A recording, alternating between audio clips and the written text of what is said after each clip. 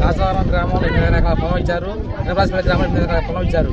కాబట్టి మా ఊరు రైతులకి, కాసవరం రైతులకి శాశ్వత పరిష్కారం చేయాలని మా డిమాండ్లు.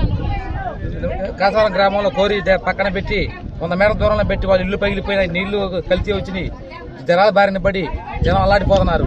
కాబట్టి మీరు ఖచ్చితంగా సిమెంట్ వాళ్ళు మా రైతులకు న్యాయం చేయాలి, మమ్మల్ని ఖచ్చితంగా ఆదుకోవాలి, మా డిమాండ్లు పరిష్కరించాలి.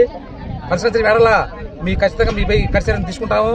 దానికి ఎంత దూరం వెళ్తాం, ఎవరైనా సరే, కలెక్టర్ అయినా సరే, ఎంఆర్ఓ సరే, ఆర్డీ అయినా సరే, ఎవరిని వదిలిపెట్టాం.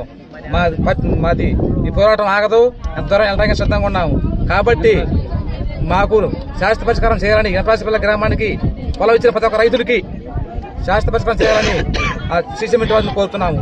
మొన్న పబ్లిక్ హీరింగ్ లో కలెక్టర్ గారు వచ్చారు కదా, ఆ రోజు చెప్పలేదా మీరు? దానికి ఏమి సొల్యూషన్ లేదు. కాగితాలు ఇచ్చాము, కాగితం దానికి ఏం సర్చకం లేదు. మీరు ఖచ్చితంగా 2 నెలలు చేస్తామన్నారు. పబ్లిక్ హీరింగ్ అయిపోయి కూడా ఈ మూత 2 నెలలు అవుతున్నా కానీ మాకేం న్యాయం జరగలేదు. కాబట్టి ప్రతి ఒక్క కలెక్టర్ గారిని కోరుతున్నాం, కలెక్టర్ గారిని, ఎంఆర్ఓ ఆర్డీ గారిని, ప్రతి ఒక్కరిని కోరేది ఏంటంటే నిరపరాజపల్లి గ్రామానికి, కాసవరం గ్రామానికి శాశ్వత పరిష్కారం చేయాలని మీ కలెక్టర్ గారిని, ఎంఆర్ఓ గారిని కోరుతున్నాము. కాబట్టి ఖచ్చితంగా మాకు న్యాయం జరిగేదాకా ఎంత దూరం వెళ్తాము, ఎంత దూరం పోరాడతాము. ఈ పోరాటం ఆగదు.